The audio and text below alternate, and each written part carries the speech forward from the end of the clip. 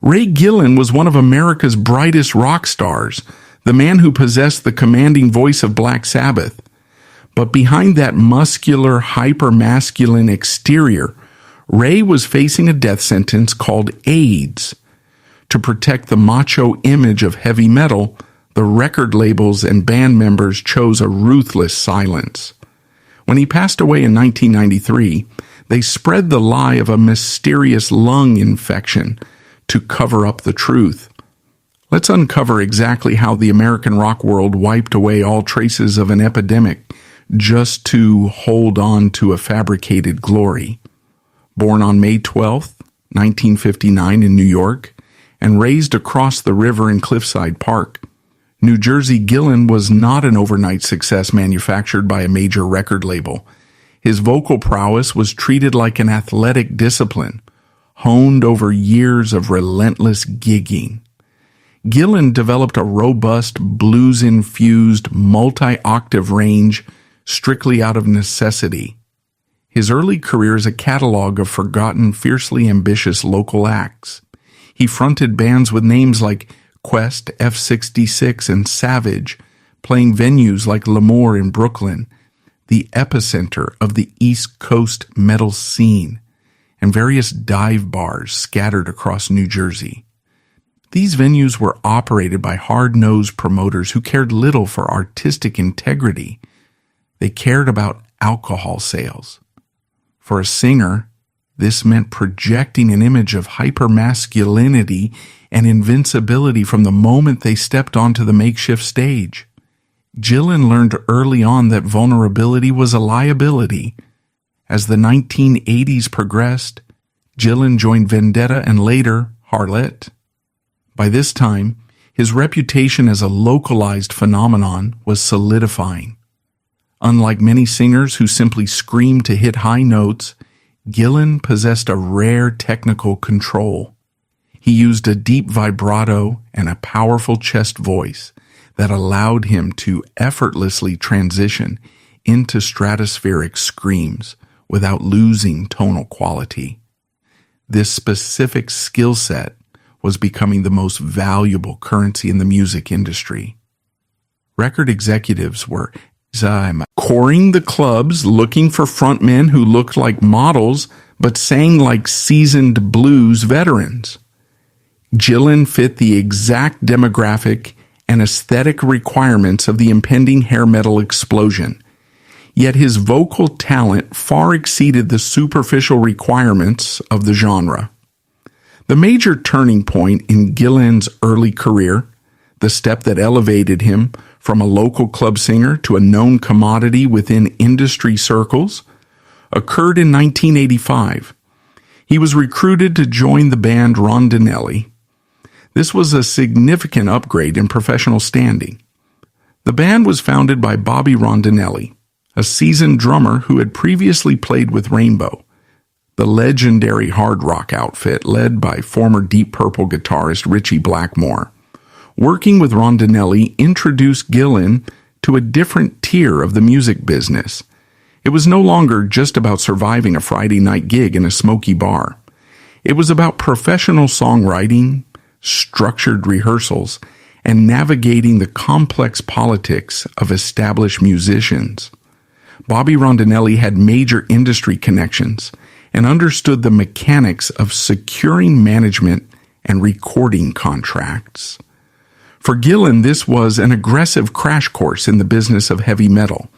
He was forced to elevate his stage presence, his vocal delivery, and his professional demeanor to match the expectations of veteran musicians who had already toured globally. During his tenure with Rondinelli, they recorded a demo tape. In the pre-digital era of the 1980s, demo tapes were the lifeblood of a musician's career. Cassettes were physically passed from managers to A&R representatives, shared among musicians in Los Angeles and London, and guarded like state secrets. Gillen's performance on the Rondinelli demo was widely circulated within the elite circles of the hard rock industry. It functioned as an undeniable audio resume, showcasing a singer who possessed the power, the pitch, and the raw emotional delivery that major bands were desperately seeking. While Rondinelli did not immediately secure a massive major label deal during Gillen's time with them, the exposure was exactly what he needed.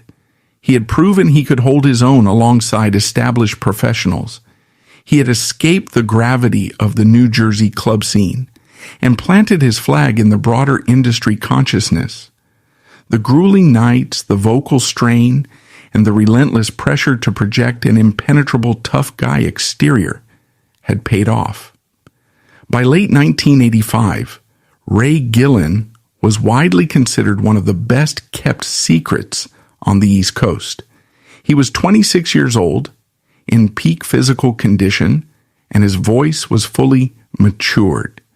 He was primed for a major breakthrough, entirely unaware that the rigorous, unyielding industry machinery he was so desperate to join would soon chew him up. The demo tapes circulating in the underground were about to land on the desk of management representing one of the most powerful and at the time most chaotic institutions in heavy metal history. The call that would forever alter the trajectory of his life, pulling him onto the global stage and exposing him to the extreme volatility of international rock stardom, was imminent. The call that transformed Ray Gillen's life did not come with an extended period of negotiation or a polished contract. It arrived as a frantic emergency protocol. In March 1986, the heavy metal institution Black Sabbath was in a state of critical collapse. Guitarist and founding member Tony Iommi had originally intended to release his new project, Seventh Star, as a solo album, but immense pressure from Warner Brothers Records and band management forced him to release it under the moniker Black Sabbath, featuring Tony Iommi. The subsequent tour to support the album was unraveling before it even gained momentum. The crisis centered squarely on vocalist Glenn Hughes.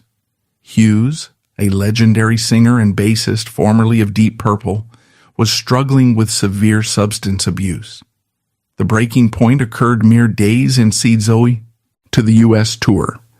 Following a performance, Hughes was involved in a physical altercation with the band's production manager, John Downing.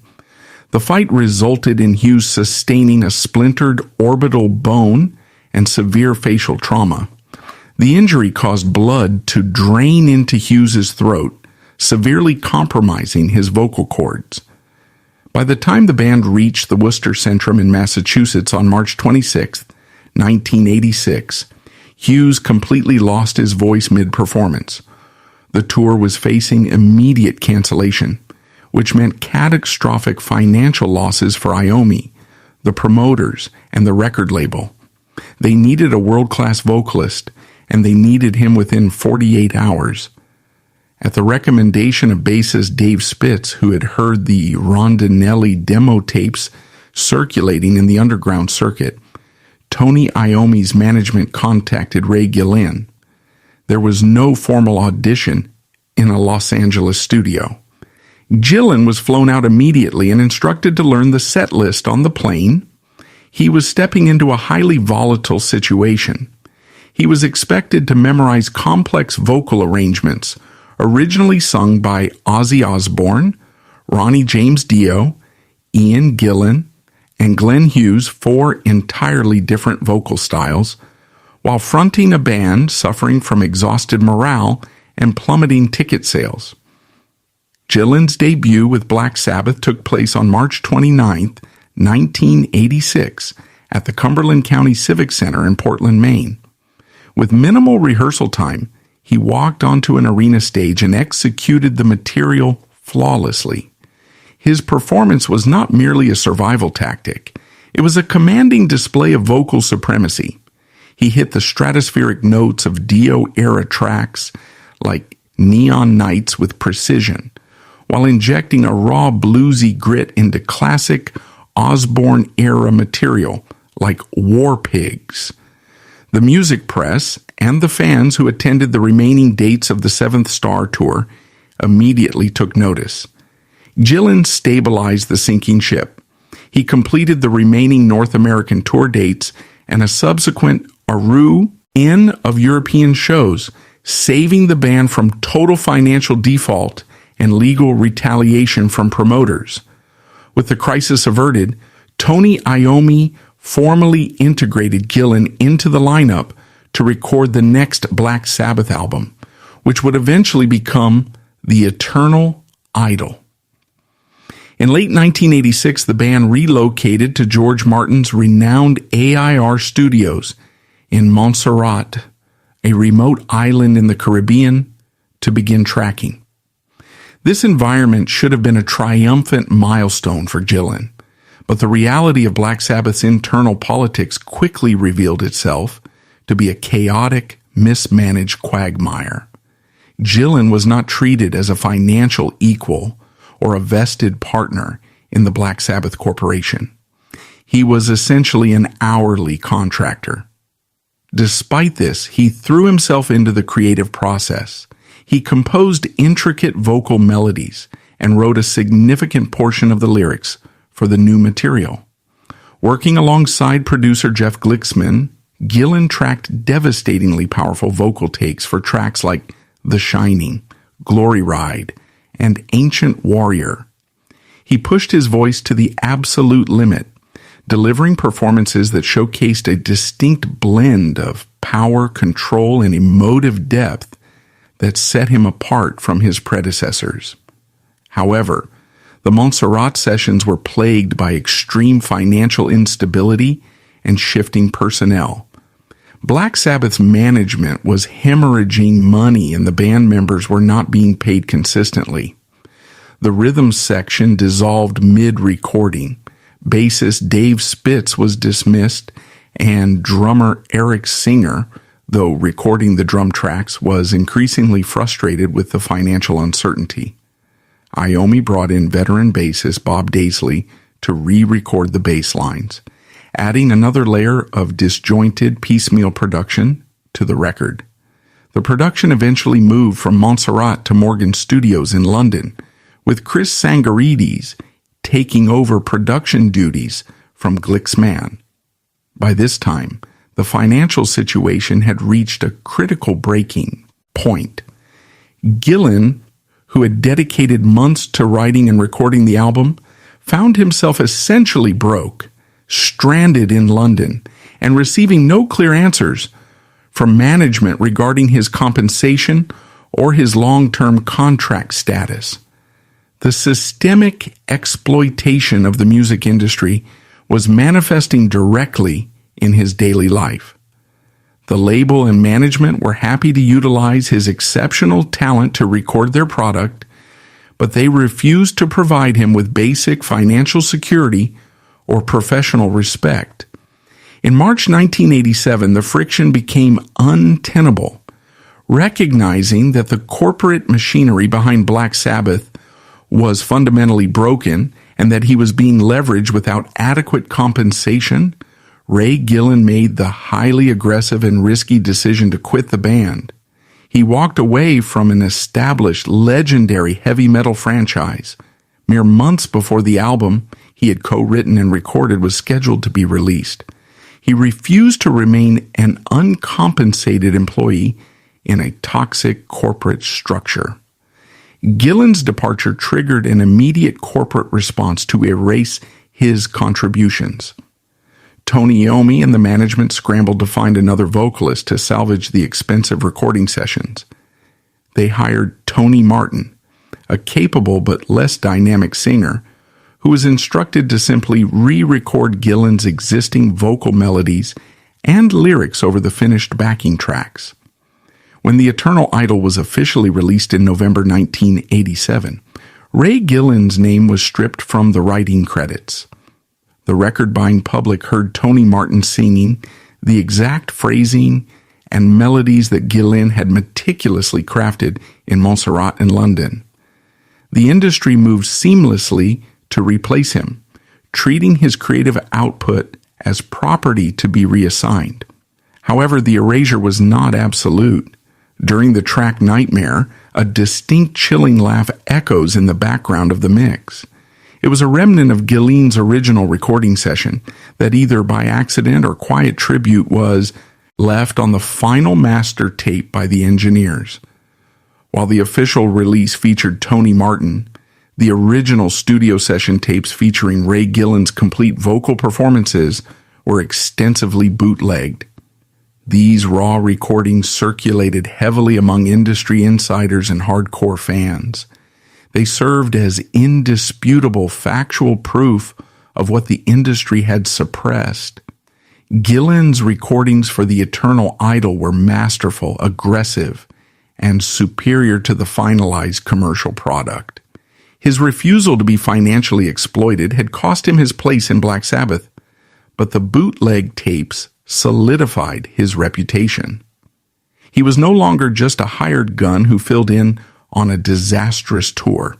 He was recognized as an elite, top-tier talent capable of writing and delivering world-class material. Returning to the United States in the spring of 1987, Gillen was technically unemployed but commanded massive respect within musician circles. He possessed exactly what the major record labels were looking for, but he had learned a brutal lesson about the necessity of control. He realized that joining a legacy act meant submitting to established, often corrupt management structures. If he was going to navigate the hyper-competitive rock industry successfully, he needed to build his own franchise from the ground up. He needed a partner who matched his pedigree and his drive. He found that partner in a guitarist who had just been unceremoniously fired from the biggest solo act in heavy metal, setting the stage for the most creatively triumphant and ultimately doomed chapter of his life. In the immediate aftermath of his departure from Black Sabbath in the spring of 1987, Ray Gillen found himself at a critical juncture. He had the vocal reel of a lifetime circulating in the underground, but he was fundamentally a singer without a band. He relocated to Los Angeles, the undisputed epicenter of the hard rock and heavy metal industry at the time. The Sunset Strip was flooded with A&R reprise on-tatives throwing lucrative recording contracts at any band armed with hairspray, spandex, and a marketable power ballad. But Gillen, scarred by the corporate machinations of the Sabbath camp, was not looking to become a hired gun for a prepackaged glam metal act. He was actively seeking artistic control and a musical partner of equal caliber. He found that exact dynamic in guitarist Jake E. Lee. Lee's professional trajectory eerily mirrored Gillen's. A highly skilled, technically proficient guitarist, Lee had spent 4 years as the primary axeman for Ozzy Osbourne. He was the driving creative force behind Osbourne's multi-platinum albums Bark at the Moon and The Ultimate Sin. Lee had composed the riffs, co-written the hits, and anchored the massive arena tours that revitalized Osbourne's career. His reward for this foundational work was a masterclass in industry brutality. In 1987, Lee was unceremoniously fired by Sharon Osbourne via a telegram sent to his hotel room. He was ousted from a massive musical empire he had helped build, stripped of songwriting credits, and left to start over. When Gillen and Lee connected in late 1987, the mutual resentment toward the established music industry machinery formed an immediate powerful bond. They shared a specific singular vision. They wanted to strip away the synthetic, overproduced gloss of late 80s hair metal and return to the raw, blues-drenched roots of 1970s hard rock. They envisioned a band that sounded like early Led Zeppelin or Bad Company, heavy, groove-oriented, and utterly devoid of gimmicks. To execute this vision, they needed a rhythm section capable of matching their intensity. Gillen immediately brought in drummer Eric Singer. The two had built a solid working relationship during the chaotic Black Sabbath sessions in Montserrat. Singer was a high-caliber professional, technically precise and reliable, a rare commodity in the LA scene. To fill the bass position, Lee recruited Greg Chaisson, a seasoned player known for his heavy, aggressive picking style. By early 1988, the lineup was solidified. They named the band Badlands. The formation of Badlands triggered an immediate bidding war among major labels. Both Gillen and Lee had massive pedigrees. They were viewed as a guaranteed return on investment. The band eventually signed a lucrative deal with Atlantic Records, one of the most powerful corporate entities in the music business. However, the decision that would ultimately seal their fate was not just the label they chose, but the management they hired. Badlands signed with Paul O'Neill. At the time, O'Neill was an aggressive, highly ambitious manager and producer with deep connections at Atlantic Records. He presented himself as the ultimate industry fixer, a man who could navigate the corporate labyrinth and secure the band massive promotional budgets. For a brief period, the alliance appeared to work flawlessly. O'Neill secured the funding, and the band entered the studio to record their debut album. The self-titled Badlands album, released in May 1989, was a definitive statement of intent. Produced by O'Neill and Lee, the record intentionally ignored every commercial trend, dominating the Billboard charts. There were no synthesizers, no layered pop metal choruses, and no power ballads engineered for radio. Instead, the album opened with High Wire, a blistering blues-heavy riff that immediately established the band's sonic identity. This album represents the absolute pinnacle of Ray Gillen's career. His vocal performance across the record is a masterclass in control, power, and phrasing.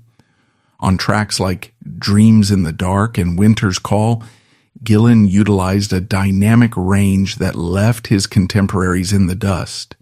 He did not simply rely on volume.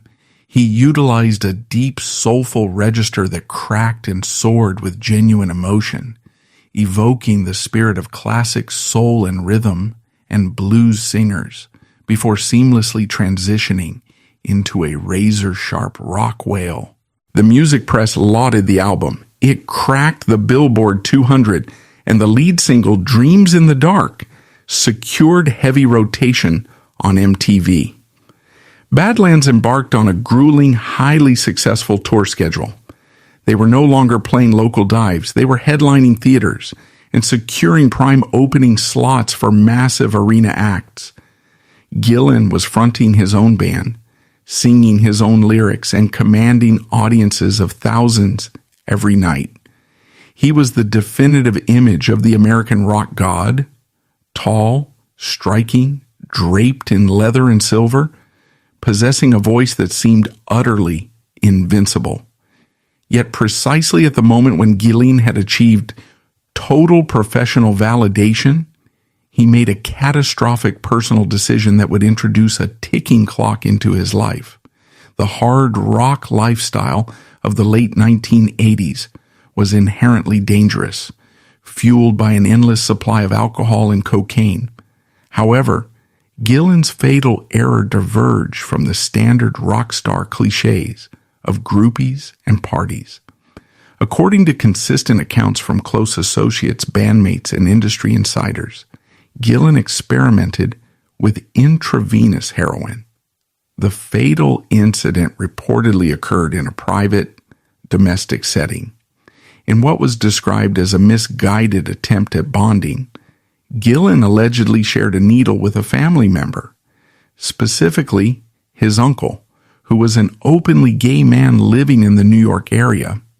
This single, isolated act of sharing a contaminated needle resulted in Gillen contracting the human immunodeficiency virus. In the late 80s, an HIV diagnosis was an absolute, unequivocal death sentence. The first effective antiretroviral therapy would not be introduced until 1996, years after Gillen's death. In 1989, the only available drug was AZT, which was highly toxic, required a grueling dosing schedule, and often merely delayed the inevitable onset of acquired immunodeficiency syndrome. Furthermore, the social and professional ramifications of the disease were utterly devastating, particularly within the heavy metal community. The genre was built on a rigid foundation of aggressive, unapologetic heterosexuality. The disease was heavily stigmatized, fueled by widespread public ignorance and media sensationalism that erroneously labeled it a gay plague. If a heavy metal frontman admitted to being HIV positive, there would be no telethons, no ribbons, and no public outpourings of support. He would be instantly ostracized. Promoters would refuse to book the band, the label would drop them to avoid the PR nightmare, and fans would turn their backs.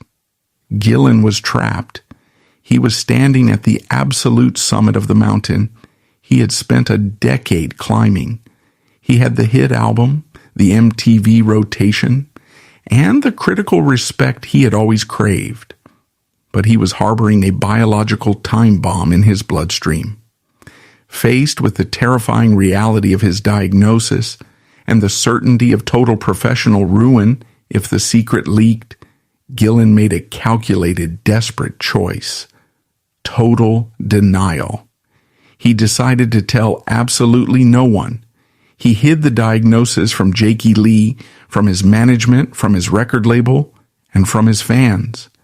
He chose to absorb the psychological terror of a terminal illness completely alone, committing himself to a grueling touring schedule, while his immune system silently prepared to collapse. The invincible rock god had just become a dead man walking, and the agonizing process of covering his tracks was about to begin. The psychological toll of maintaining a terminal secret within a highly pressurized public environment cannot be overstated. By 1990, Ray Gillen was a man leading a double life. On stage, he was the roaring powerhouse of Badlands, delivering relentless high-decibel performances night after night. Off stage, he was privately managing a devastating decline in his physical health, navigating the complex and toxic early treatments for HIV/AIDS. His strategy was total compartmentalization. He isolated himself emotionally from his bandmates, deflecting any inquiries about his sudden weight loss or bouts of exhaustion. The physical demands of a heavy metal tour are staggering, even for a healthy individual. For a man whose immune system was actively failing, it was a daily act of endurance bordering on masochism. Yet, Gillen pushed forward. The fear of discovery and the guaranteed professional annihilation that would follow overshadowed the physical agony. He was acutely aware that the rock industry, which profited immensely from his image, would immediately discard him if the truth surfaced. As rumors inevitably began to circulate in the incestuous Los Angeles rock scene, Gillen's defensive tactics became increasingly desperate and erratic. The music industry is a small, gossip-fueled town, and physical changes in a high-profile frontman rarely go unnoticed. People began whispering about Gillen's sudden physical frailty. In an attempt to aggressively crush these rumors, Gillen reportedly resorted to elaborate fabrications. According to several credible industry sources, when former Black Sabbath bandmate Glenn Hughes confronted him about the circulating rumors, Gillen produced a forged medical document. He allegedly presented a fake negative AIDS test to explicitly prove his innocence and shut down the speculation. This desperate act highlights the extreme paranoia and isolation Gillen was experiencing. He was willing to falsify medical records to appear rather than admit the truth and face the anticipated ostracization. The facade, however, was fundamentally unsustainable. The reality of his illness violently intersected with his professional life during a routine tour stop. While traveling between cities, the Badlands tour bus was pulled over by local law enforcement. During a search of the vehicle and the band's luggage, police officers discovered a significant quantity of medication in Gillen's bags. This was not the typical rock and roll contraband of cocaine or marijuana. These were specific heavy-duty, high-prescription drugs utilized to manage the opportunistic infections associated with AIDS. Caught completely off guard with the physical evidence of his illness in the hands of the police and in full view of his bandmates, Gillen panicked. He initially attempted to pass the medication off as vitamins. When the police, recognizing the specific nature of the pharmaceuticals, rejected this explanation, Gillen doubled down on the deception. He fabricated a story on the spot claiming he was merely transporting the medication across state lines for his sick uncle. The police did not pursue the matter further, but the incident profoundly shook the band. Gillen was forced to maintain this lie, looking his bandmates in the eye and denying the very medication keeping him alive. He was a man trapped in a prison of his own construction, forced to choose between physical survival and professional survival, unable to have both. The pressure began to manifest in his professional conduct. During the recording sessions for Badlands' second album, Voodoo Highway, the internal dynamics of the band fractured. Gillen's behavior became increasingly unpredictable and combative. Tensions flared, particularly with guitarist Jake E. Lee. Lee, focused entirely on the musical direction of the band, was frustrated by what he perceived as Gillen's lack of focus and sudden shifts in temperament. Unaware of the agonizing medical reality Gillen was hiding, Lee interpreted his behavior as standard lead singer egotism. The most devastating blow, however, did not come from his bandmates, but from the man employed to protect their interests, manager Paul O'Neill. The turning point occurred during a period when Gillen was hospitalized for a severe bout of pneumonia, a common and highly dangerous, opportunistic infection for individuals with advanced HIV. According to subsequent accounts, during this hospitalization, Paul O'Neill gained unauthorized access to Gillen's private medical records. He discovered the definitive blood test confirming that Gillen had AIDS. In a functional industry, a manager discovering that his client is suffering from a terminal illness would trigger an immediate crisis management protocol focused on health and privacy. O'Neill, however, viewed the diagnosis strictly through the lens of leverage. At this time, Badlands was actively moving to fire O'Neill. Jake E. Lee had discovered significant financial discrepancies in the band's accounting and confronted the manager. Lee was adamant that O'Neill be terminated immediately. When O'Neill realized he was about to lose control of the band and the associated revenue streams, he weaponized Gillen's medical secret. O'Neill allegedly confronted the band and explicitly threatened to expose Gillen's AIDS diagnosis to the executives at Atlantic Records if they proceeded with his termination. He used the immense stigma and guaranteed professional ruin associated with the disease as an instrument of extortion. Gillen, backed into an impossible corner, made his final tragic stand. He vehemently denied the diagnosis to his bandmates.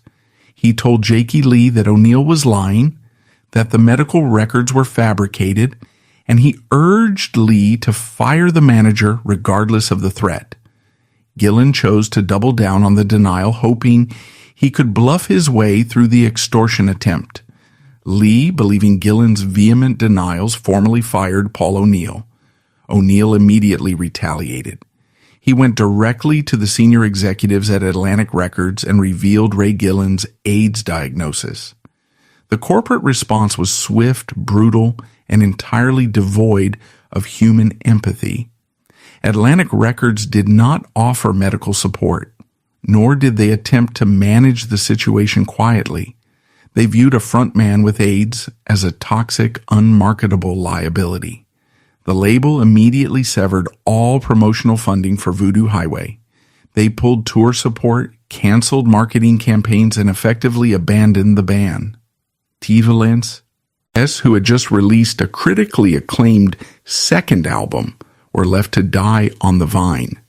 The machinery of the music industry had discovered the flaw in their product, and they discarded it without a second thought.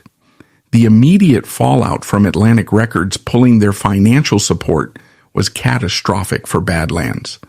The release of their sophomore album, Voodoo Highway, should have been a massive promotional event backed by heavy MTV rotation and a fully funded international arena tour. Instead, the band found themselves in a financial vacuum.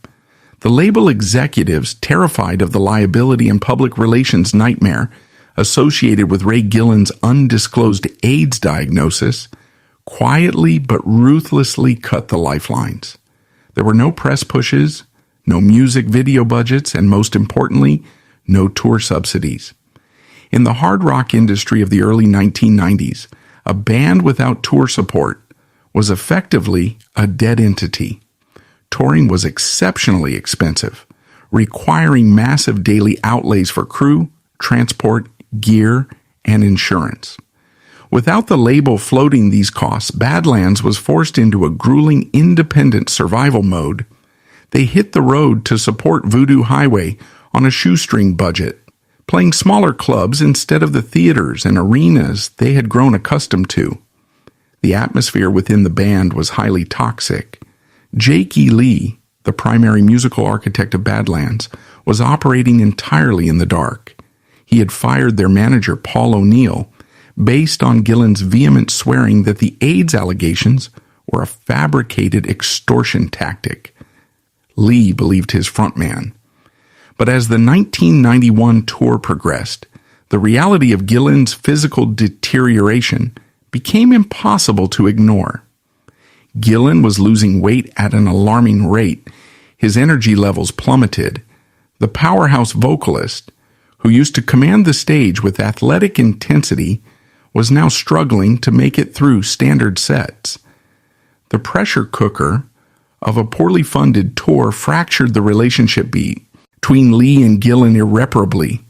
Resentment built on both sides. Lee was furious at the sudden lack of professionalism and the erratic vocal performances, attributing it to drug use or a lack of dedication, unaware of the agonizing medical reality.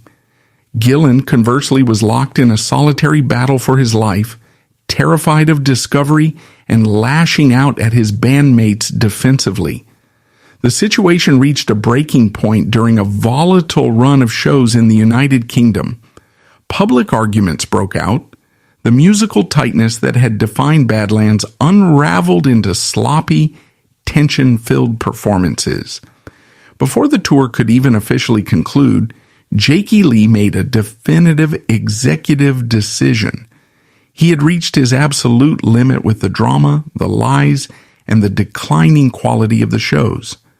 Ray Gillen was officially fired from Badlands. The band he had co-founded, the creative vehicle that was supposed to be his ultimate triumph after the Black Sabbath debacle, had expelled him. Lee immediately hired singer John West to finish the remaining tour dates. Gillen was left stranded, physically failing, and professionally exiled. Gillen was undeniably a victim of a horrific disease and a deeply prejudiced corporate machine. However, the choices he made following his dismissal from Badlands reveal a disturbing pattern of reckless and allegedly predatory behavior. Knowing definitively that he was carrying a terminal, highly communicable disease, Gillen did not withdraw from the rock and roll lifestyle. According to multiple consistent accounts from industry insiders, musicians, and groupies from that era, Gillen continued to engage in reckless sexual behavior. Serious, persistent allegations have circulated for decades that he actively pursued women and engaged in unprotected sex without disclosing his HIV-positive status. In the culture of the Sunset Strip, where groupies were abundant and the lifestyle was entirely hedonistic, Gillen used his status as a rock star to hide his lethal secret. He weaponized the illusion of the invincible frontman. The moral implications of these actions are staggering. Rumors within the rock community have long suggested that several women contracted the virus directly from Gillen, with some unverified reports stating that a few of these women subsequently died from AIDS-related complications. While the legal machinery of the music industry worked overtime to suppress these stories, the street-level consensus was damning. Gillen was not just destroying himself, he was actively endangering others to maintain his facade. Furthermore, his behavior turned aggressively erratic and hostile. The most prominent on-the-record allegation of predatory behavior came from Anne Boleyn, the vocalist for the heavy metal band Hellion. Boleyn publicly stated that Gillen attempted to sexually assault her outside of a rehearsal studio complex in Los Angeles. According to her account, the attack was aggressive and unprovoked, painting a picture of a man who was deeply unstable, lashing out at the world as his own life slipped out of his control. These allegations shatter the myth of the tragic, misunderstood artist. They present a multidimensional reality. Gillen was a man crushed by a broken system, but he also utilized the toxic, hypermasculine privileges of that same system to act with supreme negligence. He allowed the culture of silence that protected rock stars to shield him from the consequences of his actions, potentially leaving a trail of secondary victims in his wake. Despite his failing health and his shattered reputation within the upper echelons of the industry, Gillen refused to stop singing. The studio was the only place where he still retained some semblance of control. In 1992, he moved back to the East Coast, seeking refuge in familiar territory. He reconnected with his old friend and former bandmate, drummer Bobby Rondinelli, along with guitarist Al Romano and bassist Mike Starr, who had recently departed the massively successful grunge band Alice in Chains. Gillen formed a new project called Sun Red Sun. This was not a multi-million-dollar Atlantic Records enterprise. It was an independent grassroots effort recorded in local studios. For Gillen, Sun Red Sun was an act of pure defiance. He was rapidly losing his battle with AIDS. His body was failing, his signature looks were fading, and his stamina was shattered. Yet, he pushed himself into the vocal booth. The recording sessions for the Sun Red Sun album were grueling. Gillen had to record his vocals in short bursts, often requiring long periods of rest between takes. The music they produced was heavy, alternative-leaning, hard rock, distinctly different from the blues metal of Badlands. When you listen to the Sun Red Sun recordings today, the most striking element is Gillen's voice. It had changed. The flawless, stratospheric clarity of his youth was gone, replaced by a darker, more ragged, and deeply visceral tone. He was literally singing through the physical ravages of his illness. The power was still there, but it was a desperate, fighting power. He was racing against a biological clock to lay down one final record, knowing with absolute certainty that he would not live to see it released. The Sun Red Sun recording sessions were a final desperate exertion of willpower. Once the vocal tracks were secured, Ray Gillen's physical reserves were completely depleted. The adrenaline that had sustained him in the studio evaporated, leaving him to face the devastating, unvarnished reality of end-stage AIDS. By the fall of 1993, the facade he had spent years meticulously maintaining finally collapsed entirely. He could no longer perform, he could no longer hide his extreme weight loss, and he could no longer outrun the virus. He retreated entirely from the public eye, spending his final months in New York. The contrast was stark and brutal. Only a few years earlier, he was commanding arena stages with Badlands, the absolute physical embodiment of the American heavy metal frontman. Now he was confined to a hospital bed, his immune system completely destroyed, battling a relentless series of opportunistic infections. On December 1st, 1993, Ray Gillen died at a hospital in New York. He was 34 years old. In the immediate hours and days following his death, the rock industry's public relations machinery engaged in a swift and calculated operation. Heavy metal as a culture possessed a strictly codified hierarchy of death. Dying from a heroin overdose, choking on vomit, or crashing a sports car was undeniably tragic, but it fit perfectly within the established outlaw mythology of the genre. Those deaths were easily marketed. They solidified a musician's rebel status. Dying of AIDS did not fit the narrative.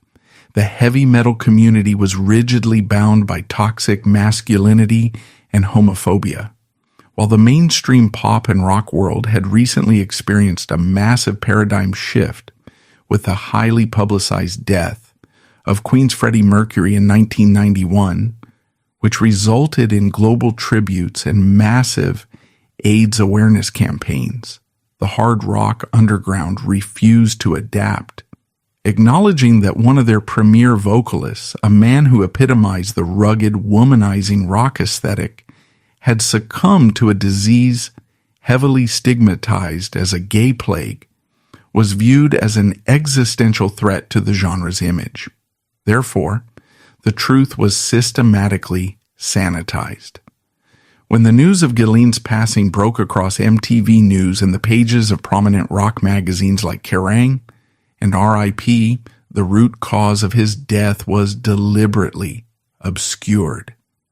Press releases and official statements heavily leaned on the terminology of his secondary complications. The public was told that Ray Gillen died of pneumonia or a severe blood infection. The PR apparatus utilized a tragic medical technicality to completely erase the acronym AIDS from the headlines. They protected the illusion of the invincible rock god right up to the GTI rave. The music industry's reaction to his death was characterized by a deafening, unnatural silence. There were no massive tribute concerts organized in his honor.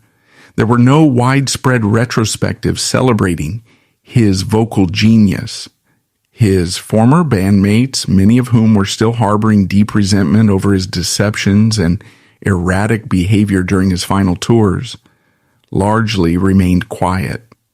The allegations regarding his reckless sexual conduct in Los Angeles had circulated widely among industry insiders, further poisoning his reputation.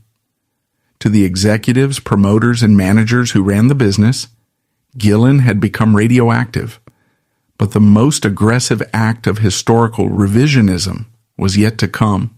The sanitization of his death was merely the first step. The corporate entities that had previously profited from his voice decided that it was not enough to simply lie about how he died. They needed to ensure he was entirely forgotten. Atlantic Records, the label that had dropped Badlands upon discovering Gillen's diagnosis, now held the master rights to the band's catalog.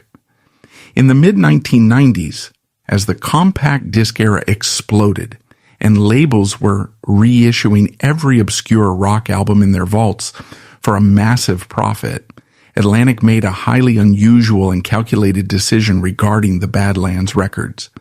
They enacted a complete and absolute embargo on the music. The label ceased all physical production of the self-titled Badlands album and Voodoo Highway. They refused to authorize represses. The CDs vanished from store shelves and quickly became highly priced, rare collector's items.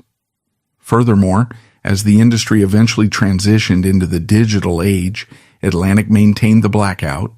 For decades, the Badlands catalog was completely absent from iTunes, Spotify, and all other major streaming platforms. There was never an official press conference or a formal legal declaration explaining this blackout.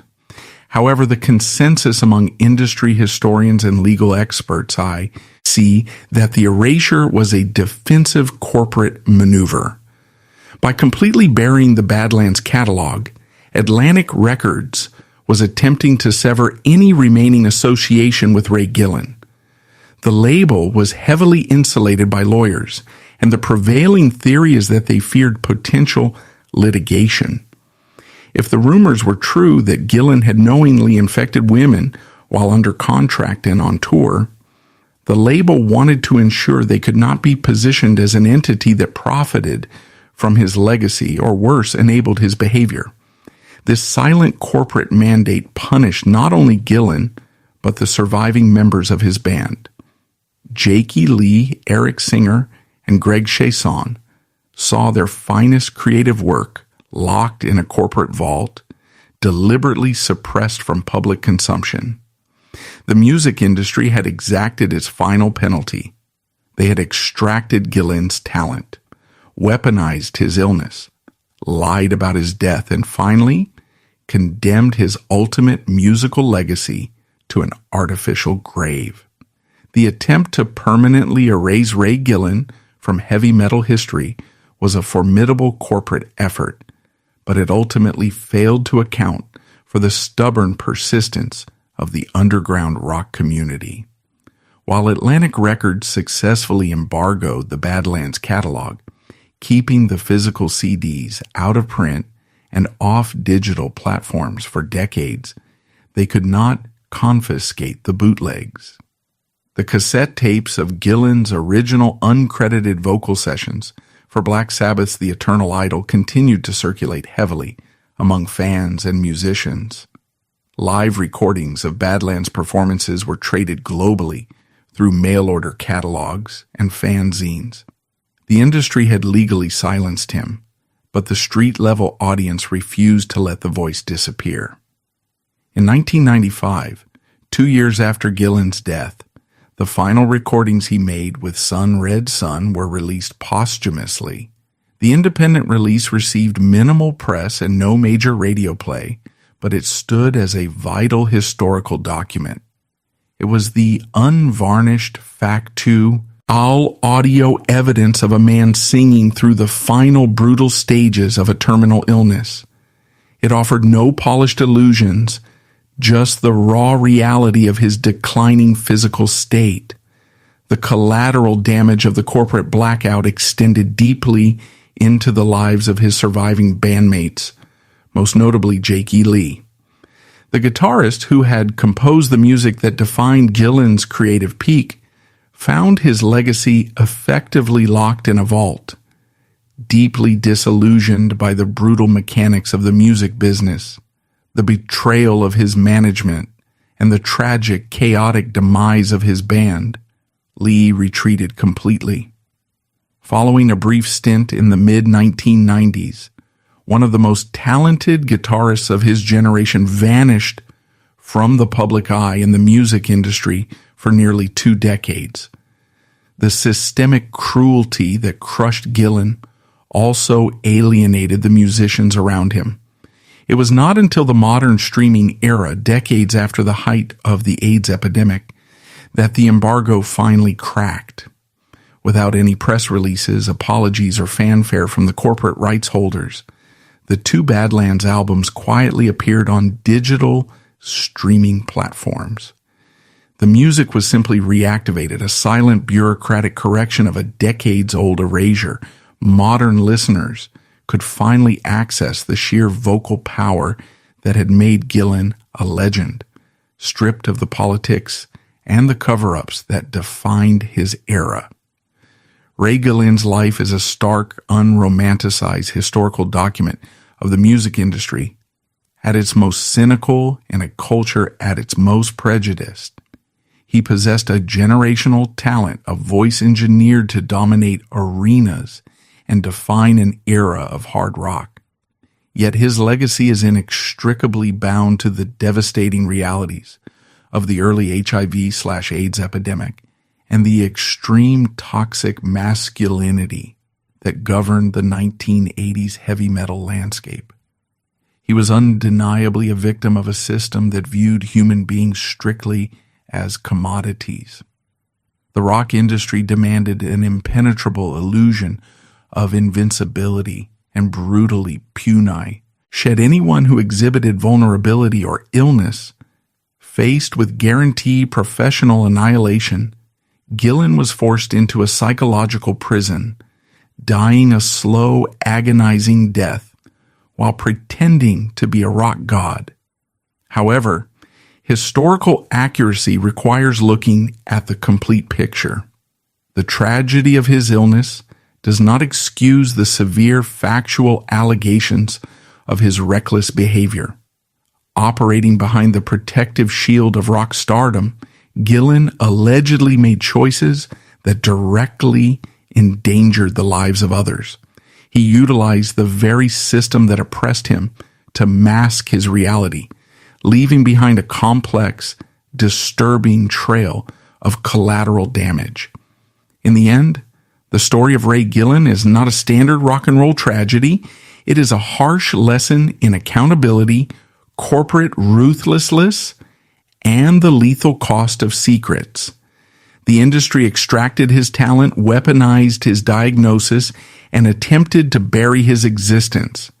Yet the raw power of his work outlasted the corporate machinery that tried to destroy it, leaving behind a permanent, uncompromising echo of a brilliant, deeply flawed man